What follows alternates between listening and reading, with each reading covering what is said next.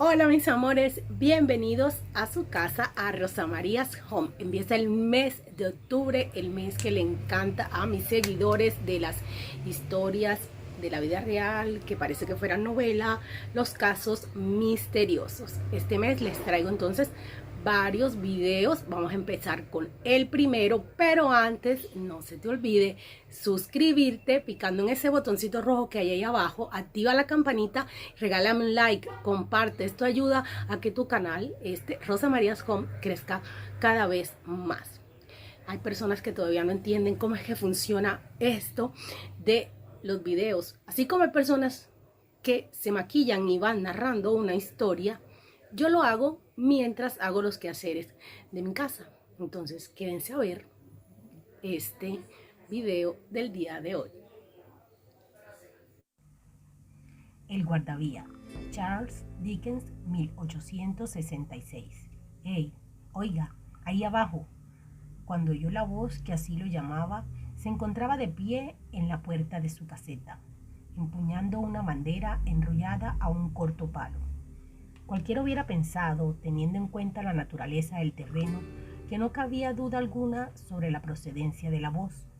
Pero en lugar de mirar hacia arriba, hacia donde yo me encontraba, sobre un escarpado terraplén situado casi directamente encima de su cabeza, el hombre se volvió y miró hacia la vía.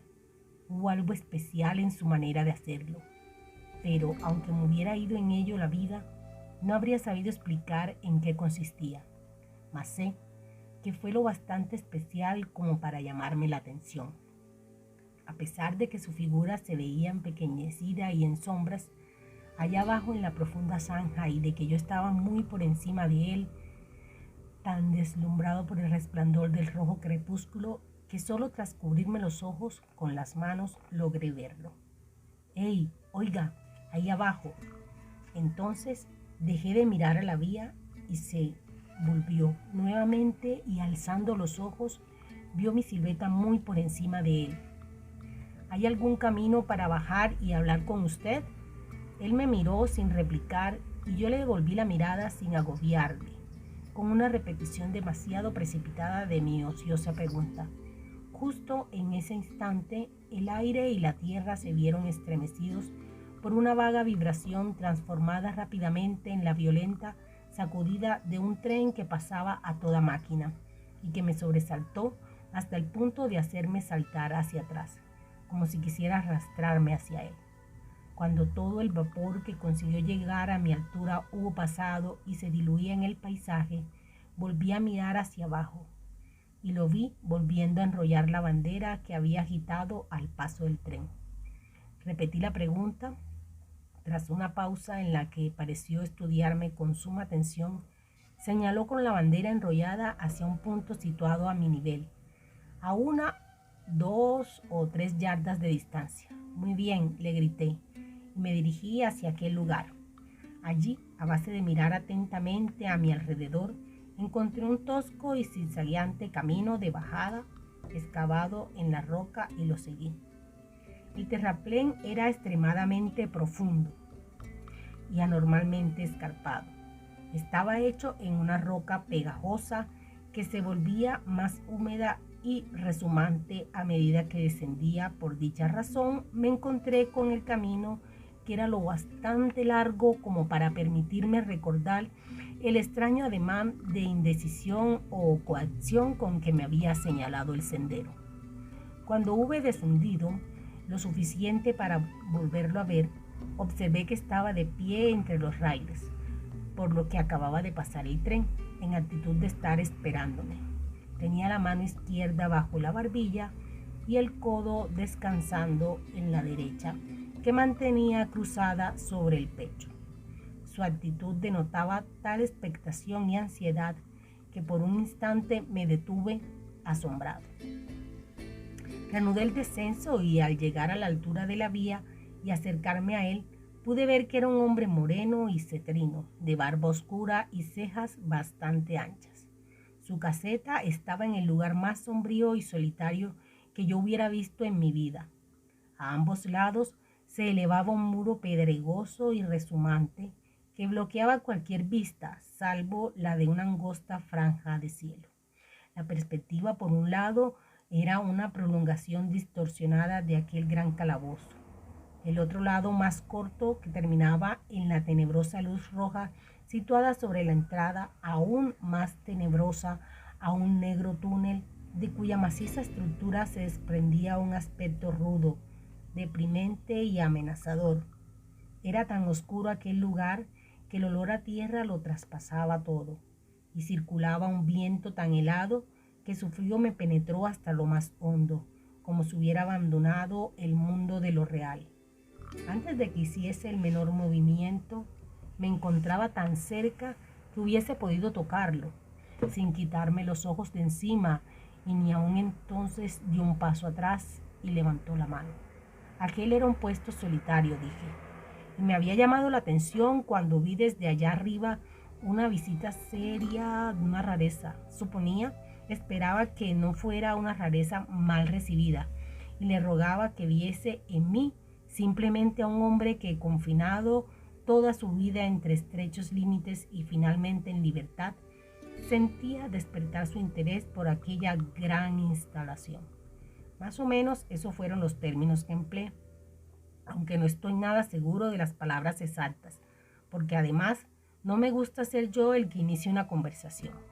Había algo en aquel hombre que me cohibía. Dirigió una curiosísima mirada a la luz roja próxima, a la boca de aquel túnel y a todo su entorno, como si faltase algo allí, y luego me miró. Aquella luz estaba a su cargo, ¿verdad? ¿Acaso no lo sabe?, me respondió en voz baja, al contemplar sus ojos fijos y su rostro saturnino. Me asaltó la extravagante idea de que era un espíritu, no un hombre. Desde entonces, al recordarlo, he especulado con posibilidad de que en su mente estuviera sufriendo una alucinación. Esta vez fui yo quien dio un paso atrás, pero al hacerlo, noté en sus ojos una especie de temor latente hacia mí. Esto anuló la extravagante idea. Me mira, dije con sonrisa forzada, como si me temiera. No estaba seguro, me respondió, de si lo había visto antes. ¿Dónde? Señaló la luz roja que había estado mirando. Allí. Dije, mirándome fijamente, respondió sin palabras. Sí. Mi querido amigo, ¿de qué podría haber estado haciendo yo ahí? De todos modos, sea como fuere, nunca he estado allí, puede usted jurar. Creo que sí, asintió. Sí creo que puedo. Su actitud, lo mismo que la mía, volvió a la normalidad y contestó a mis comentarios con celeridad y soltura. Tenía mucho que hacer allí, es decir, tenía suficiente responsabilidad sobre sus hombros, pero lo que más se requería era la exactitud y vigilancia, más que trabajo propiamente dicho. Trabajo manual no hacía prácticamente ninguno. Cambiar alguna señal, vigilar las luces y dar la vuelta a una manivela de hierro que de vez en cuando era todo cuanto tenía que hacer en ese sentido. Respecto a todas aquellas largas y solitarias horas que a mí me parecían tan difíciles de soportar, solo podía decir que se había adaptado a aquella rutina y que estaba acostumbrado a ella. Había aprendido una lengua, él solo allá abajo, si se podía llamar aprender a reconocerla, escrita, y a haberse formado una idea aproximada de su pronunciación. También había trabajado con quebrados y decimales y había intentado hacer un poco de álgebra, pero había tenido mala cabeza para los números. ¿Estaba obligado a permanecer en aquella corriente de aire húmedo mientras estaba de servicio?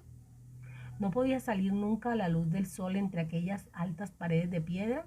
Bueno, eso dependía de la hora y de las circunstancias. Algunas veces había menos tráfico en la línea que otras. Lo mismo ocurría a ciertas horas del día y de la noche. Cuando había buen tiempo, sí que procuraba subir un poco por encima de las tinieblas inferiores, pero como lo podían llamar en cualquier momento por la campanilla eléctrica, cuando lo hacía estaba pendiente de ella con redoblada ansiedad, y por ello el alivio era menor de lo que yo suponía. Me llevó a su caseta donde había una chimenea, un escritorio para un libro oficial en el que tenía que registrar ciertas entradas, un telégrafo con sus indicaciones y sus agujas, y la campanilla a la que se había referido, confinado en que disculpara mi comentario de que había recibido una buena educación. Esperaba que no se ofendiera por mis palabras. Quizá muy superior a su presente oficio, comentó. Qué ejemplo de pequeñas incongruencias de este tipo rara vez faltaban en las grandes agrupaciones humanas, que había oído que así ocurría en los asilos, en la policía e incluso en el ejército. Ese último recurso desesperado y que sabía que pasaba más o menos lo mismo en la plantilla de cualquier gran ferrocarril. De joven había sido, si podía creérmelo, sentado en aquella cabaña, él apenas si podía, estudiante de filosofía natural y había asistido a la universidad, pero se había dedicado a la buena vida, había desaprovechado sus oportunidades, había caído, nunca se había vuelto a levantar, pero no se quejaba de nada. Él mismo se lo había buscado y ya era demasiado tarde para lamentarlo. Todo lo que he resumido aquí lo dijo muy tranquilamente, con su atención puesta a un tiempo en el fuego y en mí. De vez en cuando intercalaba la palabra Señor, sobre todo cuando se refería a su juventud, como para darme a entender que no pretendía ser más de lo que era. Varias veces fue interrumpido por la campanilla y tuvo que transmitir mensajes y enviar respuestas. Una vez tuvo que salir a la puerta y desplegar la bandera al paso de un tren y darle alguna información verbal al conductor. Comprobé que era extremadamente escrupuloso y vigilante en el cumplimiento de sus deberes, interrumpiéndose súbitamente en mitad de una frase y permaneciendo en silencio hasta que cumpliera su cometido. En una palabra, hubiera calificado a este hombre como uno de los más capacitados para desempeñar su profesión, si no fuera porque mientras estaba hablando conmigo en 2 ocasiones se detuvo. De pronto y pálido volvió el rostro hacia la campanilla cuando no estaba sonando. Abrió la puerta de la caseta, que mantenía cerrada para combatir la malsana humedad, y miró hacia la luz roja próxima a la boca del túnel. En ambas ocasiones regresó junto al fuego con la inexplicable expresión que yo había notado, sin ser capaz de definirla cuando los dos nos mirábamos desde lejos. Al levantarme casi para irme, casi me ha hecho usted pensar que es un hombre satisfecho consigo mismo. Debo confesar que lo hice para tirarle de la lengua. Creo que solía hacerlo, asintió en el tono bajo con el que había hablado al principio. Pero estoy preocupado, señor, estoy preocupado. Hubiera retirado sus palabras de haber sido posible, pero ya las había pronunciado, y yo me agarré de ellas rápidamente. ¿Por qué? ¿Qué es lo que le preocupa? Es muy difícil de explicar, señor. Muy, muy difícil hablar de ello. Si me vuelve a visitar en otra ocasión, intentaré hacerlo. Pues deseo visitarle de nuevo. Dígame, ¿cuándo le parece? Mañana salgo temprano y regreso a las 10 de la noche, señor. Vendré a las 11. Me dio las gracias y me acompañó a la puerta. Encenderé la luz blanca hasta que encuentre el camino, señor, dijo en su peculiar voz baja. Cuando lo encuentre, no me llame, y cuando llegue arriba, no me llame. Su actitud hizo que el lugar me pareciera aún más gélido, pero solo dije muy bien. Y cuando baje mañana, no me llame. Permítame hacerle una gran pregunta para concluir. ¿Qué le hizo gritar? Oiga, ahí abajo, esta noche? Dios sabe, dije. Grité algo parecido. No parecido, señor. Fueron exactamente esas sus palabras. Las conozco bien. Admitamos que lo fueran. Las dije sin duda porque lo vi ahí abajo. ¿Por ninguna otra razón? ¿Qué otra razón podría tener? ¿No hubo la sensación de que fueron inspiradas de alguna manera sobrenatural? No. Me dio las buenas noches y sostuvo en alto la luz. Caminé a lo largo de los raíles con la desagradable impresión de que me seguía un tren, hasta que encontré el sendero. Era más fácil de subir que de bajar, y regresé a mi pensión sin ningún problema.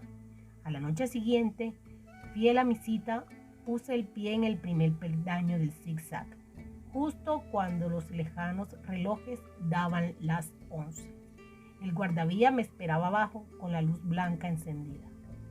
No he llamado, dije cuando estábamos cerca. ¿Puedo hablar ahora? Por supuesto, señor. Buenas noches, y aquí tiene mi mano. Buenas noches, señor, y aquí tiene la mía.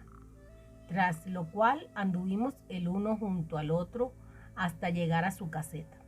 Entramos y cerramos la puerta y nos sentamos junto al fuego. He decidido, señor, empezó a decir, inclinándose hacia adelante tan pronto estuvimos sentados y hablando en un tono apenas superior a un susurro, que no tendrá que preguntarme por segunda vez lo que me preocupa. Ayer tarde le confundí con otra persona. Eso es lo que me preocupa. ¿Esa equivocación? No, esa otra persona. ¿Quién es? No lo sé. ¿Se parece a mí? No lo sé. Nunca le he visto la cara. Se tapa la cara con el brazo izquierdo y agita el derecho violentamente así. Seguí su gesto con la mirada y era el gesto de un brazo que expresaba con la mayor pasión y vehemencia algo así como: por Dios santo, apártese de la vía. Una noche de luna, dijo el hombre, estaba sentado aquí cuando oí una voz que gritaba: ¡Ey, oiga, ahí abajo! Me sobresalté y miré desde esa puerta y ahí vi a la persona de pie junto a la luz roja cerca del túnel, agitando el brazo como acabo de mostrarle. La voz sonaba ronca de tanto gritar y repetía: ¡Cuidado, cuidado! Y de nuevo: ¡Hey, oiga, ahí abajo, cuidado! Cogí el farol, lo puse en rojo y corrí hacia la figura gritando: ¿Qué pasa? ¿Qué ha ocurrido? ¿Dónde? Estaba justo a la salida de la boca del túnel. Estaba tan cerca de él que me extrañó que continuase con la mano sobre los ojos. Y me aproximé aún más y tenía ya la mano extendida para tirarle de la manga cuando desapareció. ¿Dentro del túnel?, pregunté. No. Seguí corriendo hacia el interior del túnel unas 500 yardas. Me detuve, levanté el farol sobre la cabeza y vi los números que marcan las distancias, las manchas de humedad en las paredes y el arco. Salí corriendo más rápido aún de lo que había entrado, porque sentía una aversión mortal hacia aquel lugar. Y miré alrededor de la luz roja con mi propia luz roja y subí las escaleras hasta la galería de arriba y volví a bajar y regresé aquí.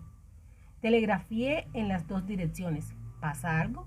La respuesta fue la misma, sin novedad. Resistiendo el helado escalofrío